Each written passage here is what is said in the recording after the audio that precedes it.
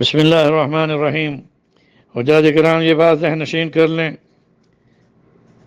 کہ 10 ذی الحجہ کے اعمال میں سب سے پہلا عمل جو کہ سنت ہے، رسول اکرم صلی اللہ علیہ وسلم مزدلفہ سے وقوف مزدلفہ کرنے کے بعد جس وقت آپ مزدلفہ کے ان مشعر حرام سے مینا کی طرف روانہ ہوئے تو آپ نے سب سے پہلے رمی جمرہ عقبہ فرمائی، جمرہ عقبہ پر رمی۔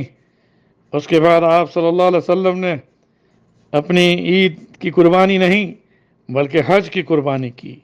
متمتع اور قارن کے لیے دم شکر ہے جو کہ انہیں وہ قربانی وہاں پر حج کی قربانی کی نیت کے ساتھ کرنی ہوگی۔ اسی طرح سے آپ صلی اللہ علیہ وسلم نے اپنے سر کے بالوں کو منڈوایا اور 3 مرتبہ یہ دعا، اللہم اغفر للمحلقین، اللہم اغفر للمحلقین، اللہم اغفر للمحلقین۔ اور جن لوگوں نے بالوں کو کٹوایا تھا تو آپ نے ان کے لیے بھی ایک بار یہ فرمایا، اللہم اغفر للمقصرین۔ اب یہ بات ذہن نشین کر لیں کہ یہ 3 عمل کرنے کے بعد اب آپ احرام کی پابندیوں سے سوائے جو میاں بیوی کا ایک تعلق ہے اس پابندی کے علاوہ باقی ہر پابندی سے آزاد ہو گئے۔